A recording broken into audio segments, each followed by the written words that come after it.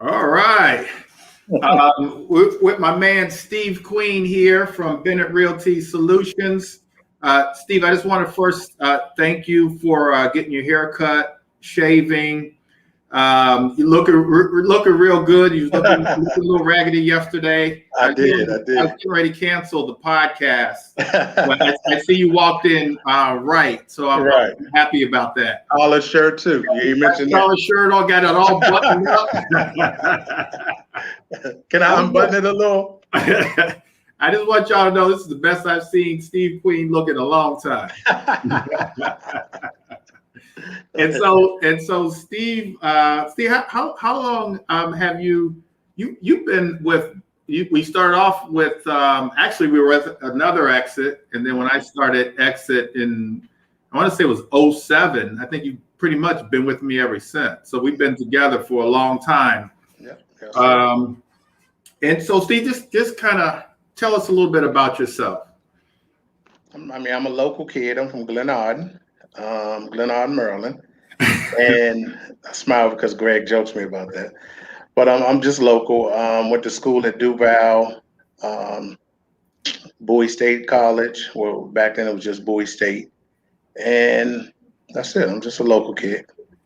And so, what did you do before you got into real estate?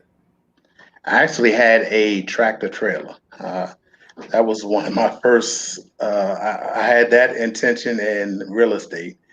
I purchased a tractor trailer, and I wasn't the driver, so I wasn't prepared, and that failed. Um, through you, that we talked about. So when you say with real estate, I did a lot of research and reading on some of the richest people in the country, and most of them got their money through real estate holdings. And if it wasn't through like tech companies, the Mark Cubans, all them. And I knew I wasn't going to all of a sudden learn about building computers or anything with the tech world. So I knew real estate was seemingly the strongest avenue to build a fortune or at least build something to secure my family and myself. And so, just working a 9 to 5 just wasn't for you. It wasn't. I always tell people I'm not saying it's a bad thing, but it just wasn't an option for me because the thought of someone telling me a year after I've worked hard and built their business up that I'm worth another $1,000 or 1,500, and I just, like I said, through a lot of reading, I just realized you're usually not gonna get but so far working a 9 to 5, and that wasn't what I wanted.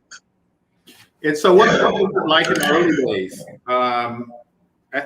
You got your real estate license. You started selling. What was it like then? Kind of the first year or two of having your license and selling real estate. We were surrounded by some strong names. So when I come in, they had this guy, Greg Bennett, who had given away a house, who was supposedly this incredible, top of the line real estate agent. At that point, I'm serious, Greg, at that point, your name was incredible. We had the owner, R.T. Simmons. We had just a lot of strong Thurman Battle. We had some incredible names in the business, and we were just trying to, be like you guys. So when I came in, the market actually had crashed. And I was actually the first agent in that office to do a short sale. So I knew people who were losing their homes, and that was my market. And that was kind of like my little niche at the beginning, short sales. And I didn't know the market when I first came in. It was pretty much, they said if you just came into the door, you could make 100,000. Like all you had to do was do the basic, and you could probably make 100,000. And soon as I came in, all that failed. The market crashed, and it was just a total different. I came in that first year. I think I did like maybe 130, and then the market just crashed. And we had, we back then they had that rookie of the year stuff. I was third for that, and the market just crashed after that. So we had to find a way because everyone left the real estate market. Greg, your team, everyone just left all of a sudden. So I remember. So it was hard then. It came in. Walked in the door to. I thought it was a gold mine, and then the floor just fell out from under us all of a sudden. but just kept hustling and found a new way to make it. Yeah, I mean, I remember those days vividly. I tell people that when we went through a recession, that my income was cut in half, but the reality was it was cut more than in half. Right. But I knew that real estate was going to be the key to my success, so I persevered. Mm-hmm. And I actually bought the franchise in '07, right as the market was crashing. But we persevered, and we actually grew. And like you said, incredibly, the people that come in here and they see 500 agents, they don't remember when it was less than 20 of us in an office that was so small. They don't understand that. So they come in, they see 500 agents. They don't know we were in a much smaller office. Yeah. Before you got floors of buildings and everything else. It was 20 of us in there hustling. And we were hustling, but we persevered. Yeah, we had the guy who gave away a house and all that. So all we had to do was follow his lead at that time, he said. And so that's a lesson. Whatever you do, don't try to reinvent the wheel. You pick a role model and follow that model to make your life a lot easier. And so I followed, proven strategies my whole career. And you've mentioned that twice. So looks like you have too, just to make your life and your business a lot easier. And so that's what we've got to do. We've got to follow, proven strategies, number one. But something else that you said is, sometimes what's the old saying, when you have tough times, the tough get going, or something like that. Mm-hmm. And so that's what we did. We just kind of put our heads down and just kept working. And we just kept working as agents were getting out of the business. We figured out ways back then, '07, '08, '09, on how to make money. And like you said, it was short sales. And so we got really, really good at short sales. So now as the market's getting good again, we got 1 billion agents walking in everywhere. Everyone's calling me every day. Steve, I'm getting my license. Steve, and they don't understand what we went through during that period. Yeah, I mean, it took work. Or that it might come again.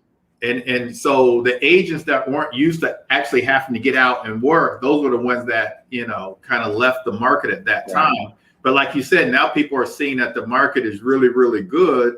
Now they want to come back in. Mm-hmm. But we're going to be going through another short sale market. I'm predicting at the end of the year, moratorium on foreclosures ending next month. And so it's going to take the banks a few months to kind of ramp up their loss mitigation departments for short sales. Right. And it's going to take, a few months for them to, unfortunately foreclose on people. Prayerfully end the next month. Yeah. I don't know if you have any tenants enjoying this period, but a lot of us do. Well, I recently, as last week, got a text message from one of my tenants who hadn't been paying in Baltimore to say I moved out. And so I wasn't sure if that was good news or bad news, but in the end, it's good news. I didn't have if you can recoup the property, it's good news. Yeah, and so and actually left the property in pretty good condition. So, it's taken just a few days just to do some cosmetics. They were a market rate tenant. And so now we're going to replace that person with a voucher holder, Section 8 tenant. Mm-hmm. And so, because throughout the pandemic, and I don't know, we'll talk about this. I don't know if you have, I think you do. You have some Section 8 tenants too, don't you? Mm-hmm. Yes. So throughout the pandemic, we looked in our account and that money was there every month. The only issue is they don't want to pay their portion now. Right. So if you don't have 100% voucher, but it's definitely better than people who have tenants that are paying nothing and been there more than a year and they're struggling. Right. And so I'm trying to turn all of my properties into Section 8 rentals. And so I'm kind of moving in that direction because of the lessons learned from this pandemic, but also the lessons learned in the past. And so you started off selling real estate really well. What do you remember or even now, what's been working for you as far as a real estate agent? Again, you're gonna get tired of people get tired, but it's just not reinventing the wheel. Just following what you told us on how to market, on customer service, on referrals base. It's at a point now I'm more referral and I'm not doing marketing.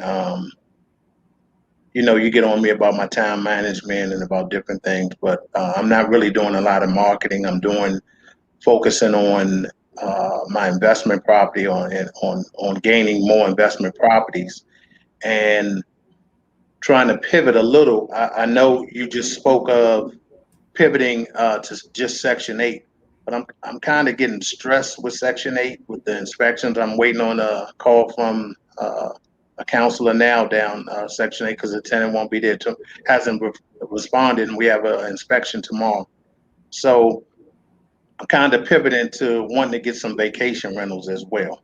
I love to be able to, I look at people on Facebook and they're always different places. I want to own the place so they can be renting it when they're coming to Florida. When you go to, to Disney, when you go to Vegas, we have a condo there. We have a single family in Florida. So I'm trying to focus on stuff like that. And so that's, I don't want to say that's a new niche because it's been around for a while, but because of the pandemic, vacation rentals, Airbnbs being sold out. Right. And so I had once had a goal of and did a lot of research on hotels. And so that was the next step for me, is to buy a hotel. I'd done the research. There's programs for minorities owning hotels. Yeah. But with the advent of Airbnbs, you don't need that. Your hotels can be, your portfolio of Airbnbs. Right. And I know of people who are going through, that process of doing more. We've got some in our office, but they're all sold out because people, they don't want to come in contact with a whole lot of other people in hotels and resorts and things like that. And so now all the Airbnbs are sold out. I think Leon said his Airbnb in Myrtle Beach was sold out back in January for the Leon. Leon was one of my main avenues for information, and what he's doing is incredible.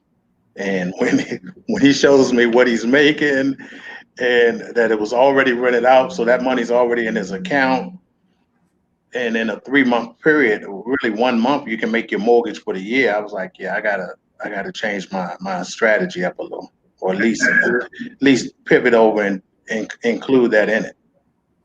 So you started selling real estate. At what point did you talk about pivot? At what point in your career did you say, I'm going to really start getting into investing in real estate as well, and to have multiple streams of income? That goes back to you. We're sitting in the office, and one of my best investors was buying something, and we were looking at the HUD, and you told me, we're not going to keep selling them these deals. We need to be doing them ourselves. And at that time, financing would have been our biggest, I think, issue. And me and you did the property in Hyattsville together, and Ingram Street. You remember that, Ingram? Remember someone left it and they flooded, someone stole the ice refrigerator and they flooded the house. So that was my first investment property, and that was with you. I remember us doing one in Glen Burnie. Remember the one in Glen Burnie? Yeah, we did that. But we owned, I owned a property, but that was my first adventure with flipping, was following your lead on Ingram Street in Hyattsville. Yeah, I remember that one. Yeah. For some reason, I only remember the part of them breaking in, still in the refrigerator. And flooding, right. And flooding the place. Someone did the open house and left the door unlocked. And next thing we know, probably the neighbors had it sitting on their back porch waiting to put it in the next day. Yeah. So good. So you got your start there, and then flipping, and then you started buying and holding. Right. And so why did you change your mindset to buy and hold? I was going to sell. I was buying a property that I live in now, and I was selling the house that I had previous. And you had told me, why are you selling it? And I'm like, because I'm kind of back then in 2005, I think, or 2006, to buy a house for what was that? I'd say like no, it was like 2008 or something. To buy a house for 450,000 back then was a large amount of money, and I was afraid of the mortgage. And you told me to don't sell the house, just rent it out and use the extra. And you were saying that it'd keep you working hard, and I was afraid, to be honest. But I tried it and took that leap of faith, and purchased the house. Back then, like I said, back then 450,000 was a lot of money to be buying on a house.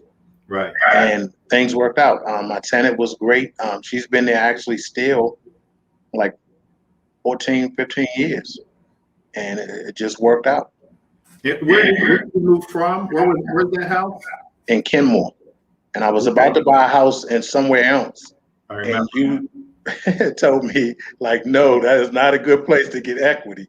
You was like, you need to live in certain zip codes. And we changed the strategy, and it able to have that equity to put into other properties. And that was able to, push me to be able to have that financing and security to go to purchase more properties.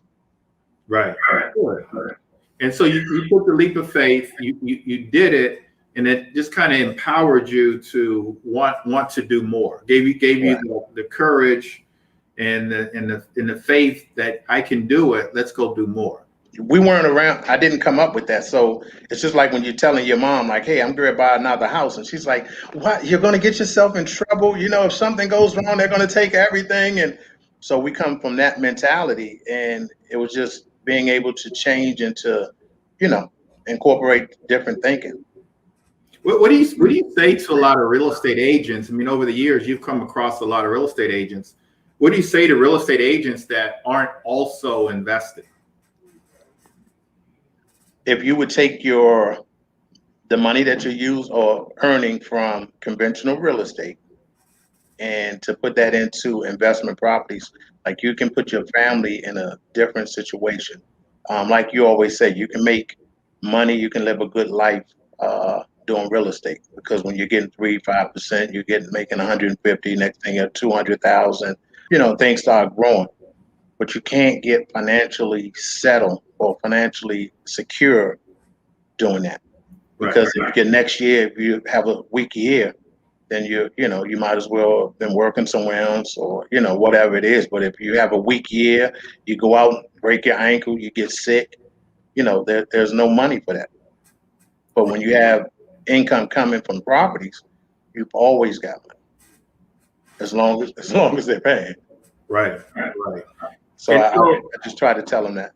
And so what do you see for your future in terms of investing? You mentioned the Airbnb, and so you want to definitely do that. I mean, it's a fun business. Mm-hmm. It's a lucrative business, especially now. I mean, and so I've been doing a lot of reading up on that as well, and I'm definitely going to add that to my portfolio and of things that I want to do. I'd love to own about maybe 10 of those. And your goals are always a lot bigger than mine. If I could just have a nice one, maybe in the Caribbean, one in Florida. There's not enough. I'm great. Your passive income thoughts and mine are totally different. Yeah, I mean, that's just how I am. I need to dream bigger. Yeah, I need to dream bigger. But the thing about it is, just like when you bought the house that you live in now, once you do one, it's like, okay, like Leon built a house on the beach in Myrtle Beach. Yeah. Okay, now it's been there, done that. Let me do another one. Right. Yeah. So it's the same thing, and you'll go through that. It's like, okay, I got this one, might as well get another one, and then another one. And that's how it started, I guess, with the investing. And you get a little more heart, you get a little more knowledge, and you go to the next house, and then the next one, and then you're just always afraid if something goes wrong. But then you start having these good spells, and you're having all these properties with no mortgages, and it just became a blessing. Right. Absolutely. And in order to succeed at a high level, it does come with a bit of risk.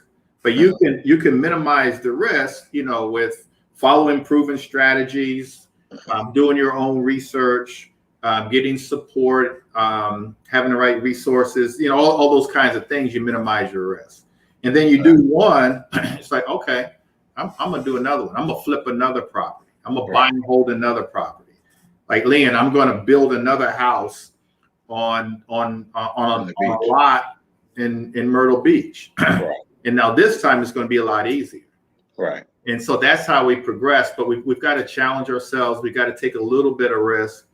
But that's how we want to live our lives, because, we want to build generational wealth. And within any family, it just takes one person within that family to make the sacrifices to build generational wealth. And then the question is, who is that one person going to be? And it can easily, be you. And so, so we talk about all of this. What keeps you motivated? What's your big why? Family. As you get older, it's not about the smaller things that it used to be about. It used to be about clothing and, just wanting to be able to have this, have vehicles, it's just, you get past that. And it's all about family and making sure you're putting them in a good situation. You want to make sure have a granddaughter. You want to make sure you're able to leave something. So I always joke and say, at least my kids will feel guilty enough where they come and throw a flower on me once a year, at least on my birthday. So, but you just want to put them in a good situation. And that's my biggest why, is probably family. And you're just hoping you can teach them in a way where they appreciate what you did and not mess it up. They won't just let someone steal it from them. They won't, you hear so many people who work so hard and the kids just, mess the money up. So you just want to put them in a good situation, and you're hoping they see your hard work, and you're hoping you taught them in a way where they're keep it and put their kids in a better situation than maybe we were.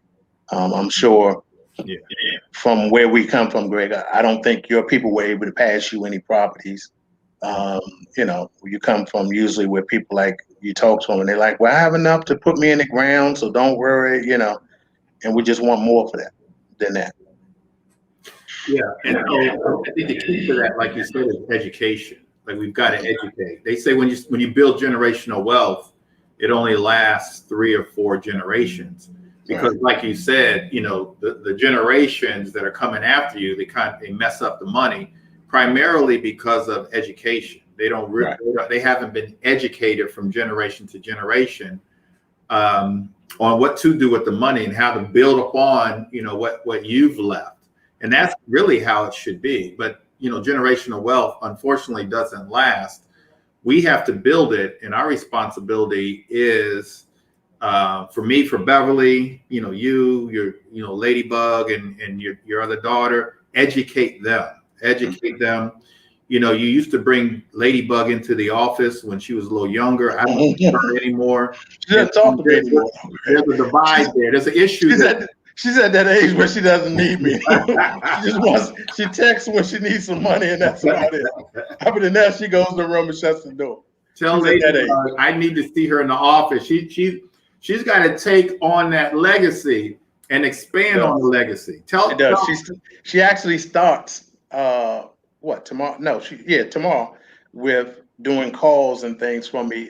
She's working right now, so she's working. She works downtown. She's 15. She's getting $18 an hour, but she can only work 15 hours a week, so she's loving that. But my wife and I just were saying we're going to have her start doing some little calling, and she wants to, now that she's making money, and she's really excited. So hopefully she'll, All right, bring little Lauren in here. Tell her I got some. She used to love those days. Tell I got some candy for her. She'd be right. She passed that down, Greg. We gotta have money. She want money. Right. Candy will not do it anymore. And so talk to us about, you talk about family. I see you on social media. Your granddaughter's just wearing you out. What's it like being a grandfather? Incredible. She changes she changes your thinking. She changes your actions. Um, again, you don't want to, you don't partake in a lot of things you used to do. It slows you down. It makes you more focused because again, you want to leave something in for all of them, and it just makes you more focused. She's just incredible. It's just spending time with them. My daughters, when we're just all sitting around, just it's just a way better feeling than what I thought when I used to be out in the streets and doing, I thought that was the best feeling in the world. But nah, I've changed. She changes your mentality, your thinking, and everything. And that's part of your motivation, right? Yes, a big part. And so, what has getting into real estate, being a real estate investor, how has that kind of overall changed your life? Always joking says it makes where you don't have to say no as much. It gives you that option. So now you're saying no because you're saying no, I'm not going out because it's going to slow me up for what I need to do tomorrow. But it gives you that opportunity to say yes. So when, we was just talking yesterday, I was like, oh, well, listen, we're going to do a trip to Greece. These weren't things that you think of, nor it's a lot of things I didn't think were possible without a certain lifestyle. So real estate investing has changed where, I kind of used to think where I come from, if you didn't do certain things, you couldn't survive and have more than just the norm. So I just think real estate showed me that you can have so much, but it's all on you. It's all on your hustle, all on your drive, all on you following time management, all on you. That's my weakest. You always get on me. That's my uh, weakest point is time management. But just real estate, it gives you so many options. It gives you options where you can be a blessing to your family, like Leon. When you call Leon, he's like, hey, well, soon as the season's over, if you want to take your family down, for the weekend, or if you want to, Joe Neosi, how they do that. If you want to take your family down, it gives you options where you can do so many different things outside of just yourself. You can take care of family. You can help friends out. You can, be a blessing to them. Like I said, when you're letting them use your rentals, or when someone has a bad spot and you allow them to go ahead and their credit's bad. Everything's says don't do it, but you give them a opportunity and they run with it. So real estate has been, like I said, it's been everything. It changed my thinking. It changed a lot of things in my life. Yeah, it changes your thinking. Back in the day, a trip for you was let's go hang out at the Landover Mall. I moved it up, Greg. I go to Clyde's. Remember, you usually say Clyde's. Well, you go from hanging out at the Landover Mall to hanging out at Clyde's. Now you're talking about going to Greece. Right. I mean, that's incredible. It does. It changes a lot of opportunities for you. And I think also for you, just me observing, real estate has given you a lot of time and an opportunity to give back. And so every year you're coming to me, Greg, we're raising money for the kids. And so talk a lot about you giving back. I think is it around Christmas or at some point during the year you buy presents for the children? Great. That's with Damon Applewhite and Motivational Ministries. I try to do a lot of things. Like, I'm not one as you're going to see it on Facebook. I just gave $2,500 to the Glenarm Boys Club. I just donated. We do the family thing, donation. Everything comes from the family. It doesn't come from me. But we do a lot of different things to give back for friends, family members, to whatever. But again, the Christmas drive is incredible. Motivational Ministries, Damon Applewhite, they give presents out to kids who wouldn't have Christmas without it. So to see some of the kids crying and, just appreciating what you do, it's just a big thing to be a part of that. So I always shout out, like I said, shout out Damon Applewhite and his church. They give maybe 1,000 kids gifts. I had Rodney Magruder. He participated this year. Yourself, Amon, saying, giving, I have people just say, hey, here's $2,000. Here's $1,000. It gets big like that. So, and I think one of the biggest gifts you give or try to give is you go back to the neighborhood and talk to the guys. right. And talk a little bit about that. What are you saying to them? We joke and say things are so different now. Like the kids, they don't understand that all it takes is 2 seconds can change your life. I always tell them in a way you can't get it back.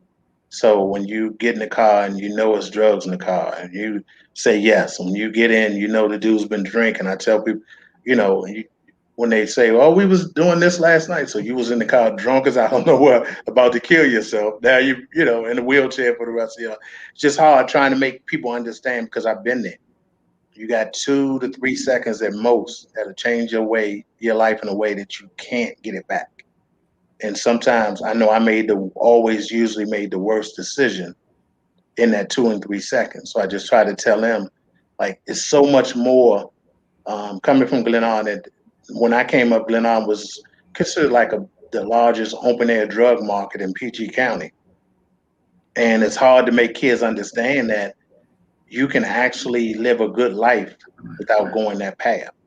You don't have to be a basketball player. You don't have to be, you can be a lawyer. You can be so many other things that people don't think because that's not what they see in their community. So when you drive back through, they assume it's from something negative. And you have to make sure people understand where it came from and how you got it and that they can do the same thing. Then, my joke with you is, you're no rocket scientist. So, I joke and tell you that all the time. If Greg can become, I tell people, you have a lot of millionaires within your community that you just don't know. And if they can do it, you can do it as well. Absolutely. And so we have a few questions on here, but before we get there, kind of overall, what kind of advice, we've got people on that are either new to real estate, most of these questions are centered around investing, new to investing. What type of advice would you give them? If you're new, get you a mentor. I have Amon Singh. I had Jahat and Lesden. I had people who, and you don't look at it, because people say you have multimillionaires or whatever around you. I didn't come from hanging with people. I came from hanging with my normal friends. I just had to accept that to grow, I had to also grow as an individual and hang with different people and be inquisitive of what they were doing and want to follow their lead. And again, like you said, not reinventing the wheel. I just had to follow what they were doing and follow, like yourself, following what you were doing and just emulate it. I didn't do anything spectacular. Yeah, I mean, and that's the key. Just follow proven strategies. I follow proven strategies. Amon has followed proven strategy. You mentioned Jahat. All of them. Jahat came to this country, with literally nothing. I've heard it's so funny because I don't think a lot of people in our community understand that you have people who came here with nothing. And when I joke Jahat, and when he would say, Steve, all he had was his little cigarettes in his shirt pocket and $30 maybe in his pocket. And to see them now when, they're doing projects that are 5 million, 7 million, it's incredible. And then it motivated me to understand, like, I can do it, And it's hard for people to understand that sometimes that they can do it because they haven't seen it in front of them. They were barely even speaking the language from Turkey, barely even speaking the language. And now they're probably one of the top flippers in DC. Right. And Jahat told me, he hangs his license with us, but he won't even touch a project unless he can make $1 million on it. Right. And then like I said, I look at, yourself. I look at Arm, I look at how when he's looking at his portfolio and you see, 80, 90 houses, you see trailer parks, you see things in different areas. I was like, I want to be like that. So sometimes it said I had to take away from what I was doing or different things I was doing with different people. And I had to spend time to learn and follow what you guys were doing.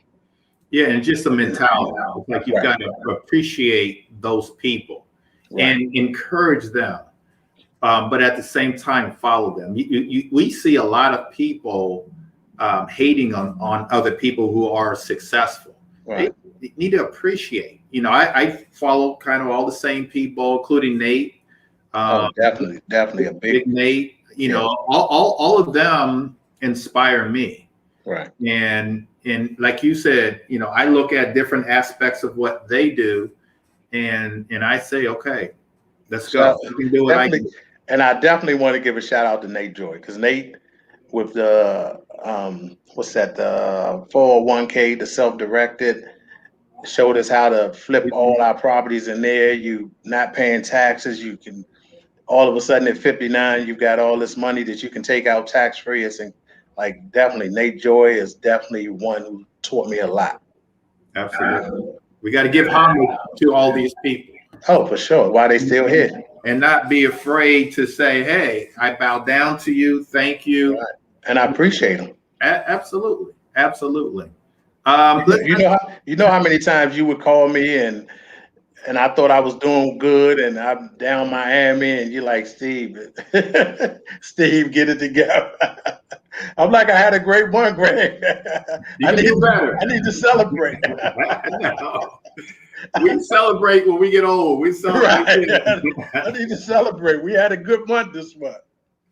But honestly, at the same time, what I saw in you is that, you really wanted to be successful. Despite whatever you went through in your background in your life, like you wanted to be successful. So every time, I don't know if you even know this, but every time I would have a meeting with someone, going to lunch or whatever. Steve and Marquise, come on. Steve, you need to be in lunch with us. Yeah.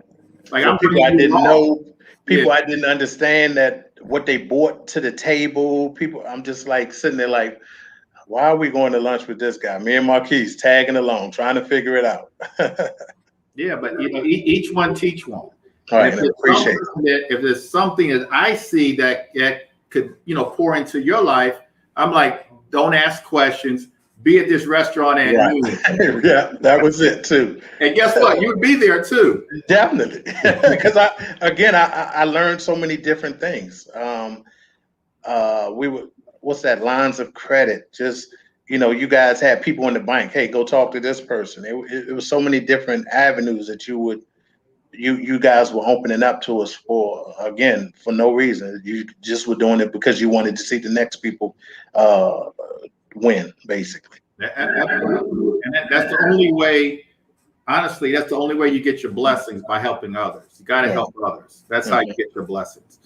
All right, we've got a few more minutes. Let's answer a few questions. Vanessa is asking, are inspections done every year on Section 8? And so, yeah, they're absolutely done. Yes, I'm waiting on a call from housing right now because I have an inspection tomorrow, and the tenant I have a non-redeemable judgment, so she will not answer the phone because she knows she's being evicted as soon as this moratorium ends.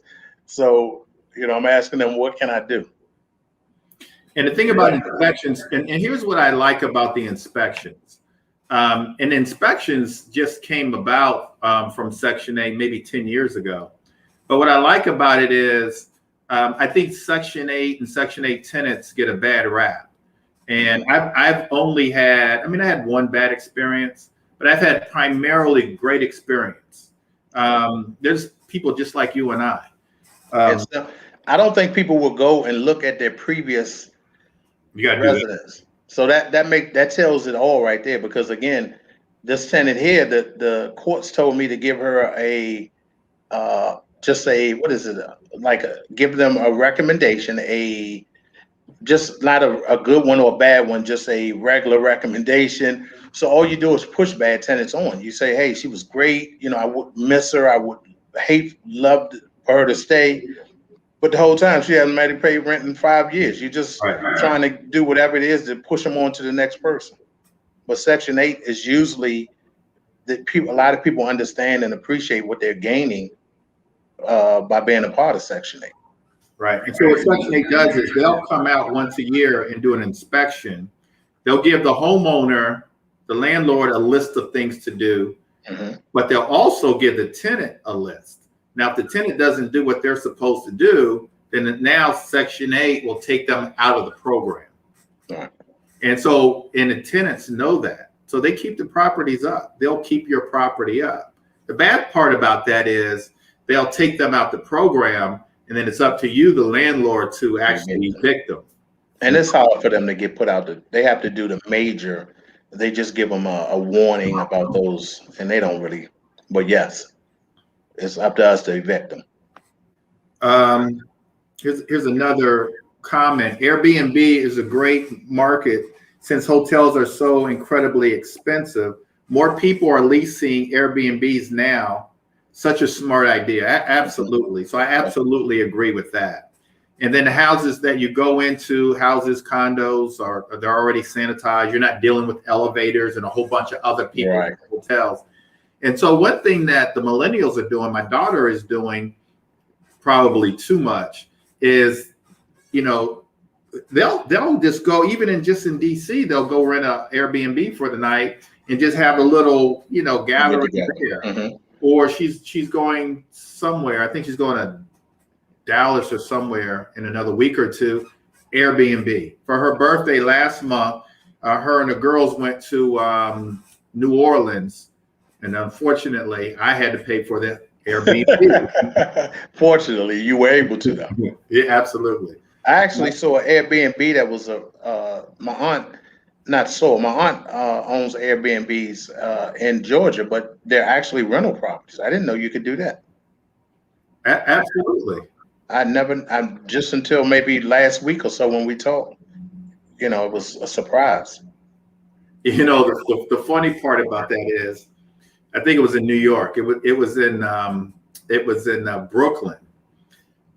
Person put an ad on Airbnb renting out their 3-bedroom apartment, and it was in Bedford-Stuyvesant. Oh yeah, I saw that. It's in Bed-Stuy. Right. It's in the projects. Right. And so yeah, that was kind of funny. Derek has a question. He says, "What was the first one an auction, or how did you guys come across your first one? How did you come across your first, let's say, rental property?" Through someone. Would have been just a regular sale, but what I focus on is people who just need to sell fast. People who may be behind on the mortgage, and recently I've been focused more on condos, and I was focused more on Frenchman's Creek, 85th Avenue, right there in New Carrollton. The reason being, also not the Christophers on Naylor Road.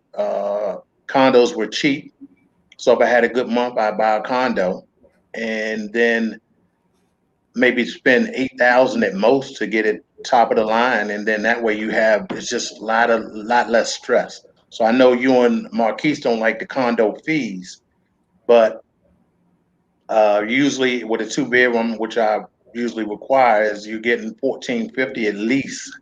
Your condo may be $400, so you're putting up $1,000 a month, and then it might take you like 5 years, 8 months, 6 years, 3 months to get your investment back.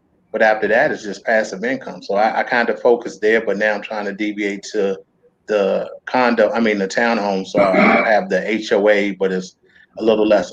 Single families just cost too much a lot of times with repairs and all, and then the profit margin's low. It's low. So my sweet spot on buy and holds is I prefer a row house or a townhouse that's an inside unit. It's just a lot less maintenance. Right.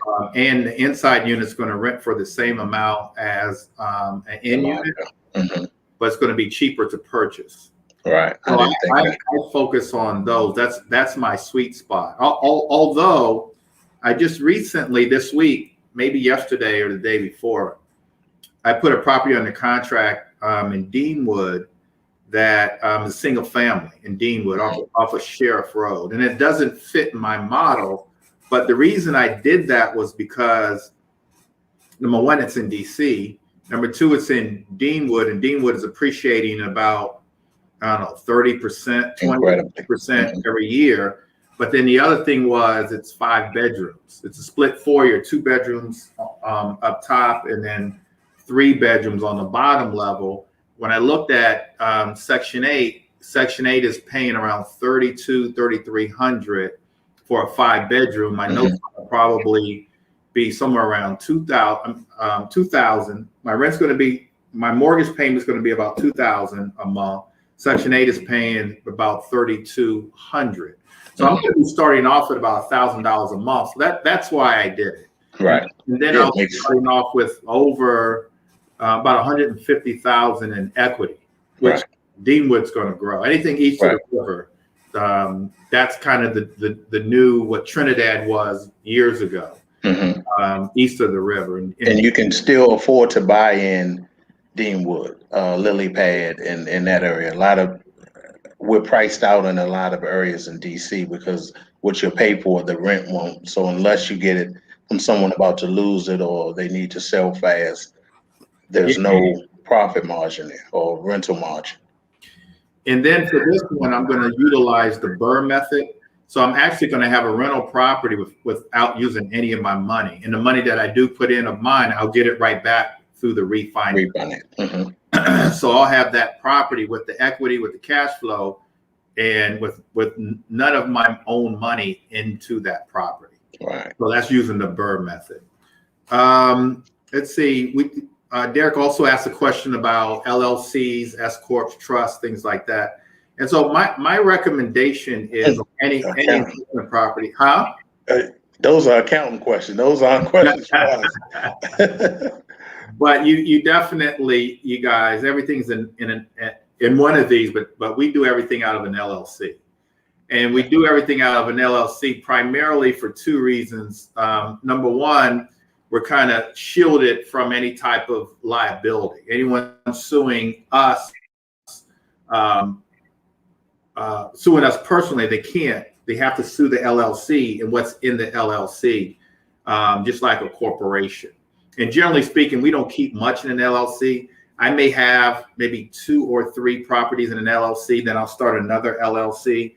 And so you happen to get sued. They can't sue any of your own personal properties or anything like that. But then you also choose an LLC because you have tax benefits. You're not taxed at a higher rate as a corporation. You're still taxed as an individual. So that's why we do LLCs. Let's see. I think that's it. Depends on the state and some allow. Yeah, I think Steve, we've answered all the questions. I just want to say to you, just kind of watching your career over these years, you've got a career that anyone would be proud of. And I thank you, Greg. Honestly, you have to remember, I came in, I was a little rough around the edges. And every now and then you're still kind of rough to be. I'm still but I don't come in with shorts well, I still do that, but I'm just not who I was then. I've learned a lot, number one. And number two, I thank you. Honestly, I like everything I've learned, it basically came from you. I mean, the whole I say it in a loose way when I say the whole hustle. I learned from you. Everything, the flipping. I talked to other people who took it maybe showed me different parts of it, different aspects of it. But I'd still be chasing 3%, 6% if it wasn't for you telling us when we looked at some of Jihad's, we're looking at the HUD one and we're saying, hold up. So we think we did good because we made 30,000 out this deal, but they made 160,000. And you were like, we gotta figure this out. We gotta figure the financing piece out. Absolutely. So I would still be, again, not saying it in a like flunky way, but we were the Gophers. We were bringing the deals and not really benefiting from what we were bringing to the table. No, we benefited. Again, like I said, make a good living with conventional real estate. But again, that was all through you changing our mindset. Marquise, all of us, Marquise will tell you his story when me and him we met on the McDonald's on Central Avenue, and we've seen each other. And we just really had a good conversation. And he was telling me then, like, man, you think I can make 100,000 in real estate? It's like 100,000, like that's disrespectful. If you're really hustling out here, you're gonna make a lot more.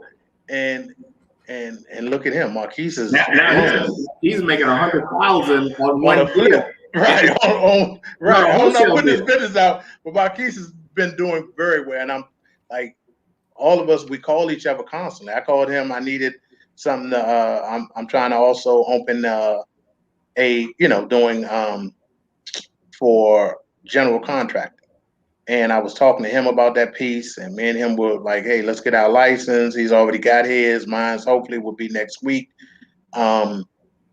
To open, a different avenue for something else for the kids. Hopefully, if they want to do general contracting, we'll have that. We can, renovate your house. We can do your do your kitchens, do your bathrooms, whatever. So just something else because we already know how to do it anyway.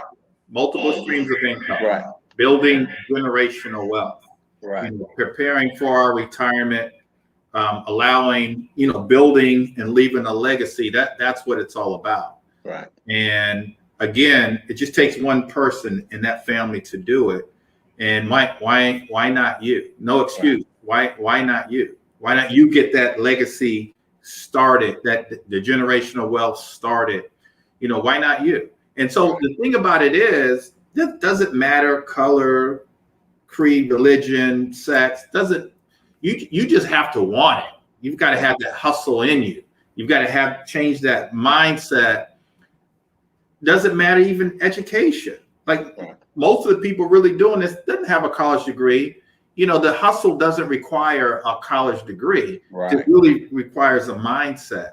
And so that's why when we joke and tell them that about you don't have to be a rocket scientist. That does not, we're not coming in here with degrees, 6 degrees, and I'm 100% with you, Greg. I'm sorry to break, but when you say that, it's so hard for people to understand that, they and again, I'm not against education. I'm just saying college and everything is not for every person. So sometimes there are people who just need to be more hands-on. But if they take control of it and do it themselves, they can build something incredible. Yeah, I was actually, I'll say this, and we got to go. But I was in a debate last Friday, and I have a college degree, but I was in a debate, and I took the side of getting a real estate license or an insurance license or a mortgage license is more valuable than a college degree. Right. And so me and the other person, we're battling out. I'm like, look, you can get a real estate license in 6 weeks. Mm-hmm. It's going to cost you $200 or $300, as opposed to and you're specialized. You're specialized in one area where the sky's the limit, as opposed to a college degree where it's going to take 4 years. It's going to cost you $200,000 in debt. And I tell people, where can you go and spend less than $1,500 and make over $100,000 your first year? Most people, when they open these big businesses, they're hoping to break even for the first 5 years and then start a profit margin. Where can you go in, start something? You're spending under $1,500 and make $130,000 your first year. Right. Absolutely. And again, I'm with you. I'm not against education. I have a college degree. My daughter has, but I do see a lot of people that are getting their licenses and flourishing. Right. Where changing. I just was speaking to, who was we just in the office, Greg? I just saw him, who has a team. Wendell. I'm just looking at Wendell, looking at the young lady who went to lunch to out there, just seeing how they flourish and how they're winning. Like, it's incredible, man. You're saying the next people who came in, and he quit his job, she quit her job. I didn't have a job to quit, but I would have quit mine if I had one. Yeah, he was a firefighter, and she was actually like a special police officer. Right. And they got their licenses. And then I think both of them this year, I mean, we're at 6 months in, and both of them are like over 200,000 already. Right. Yeah. So it's incredible. Yeah. All right, man. I appreciate you. Always good to see you, Greg. I think I was going to say I owe you lunch, but I think I already owe you lunch. Maybe 7 or 8 at the least. But again, like I said, I'm so far in debt to you. I guess we even. Okay. All right.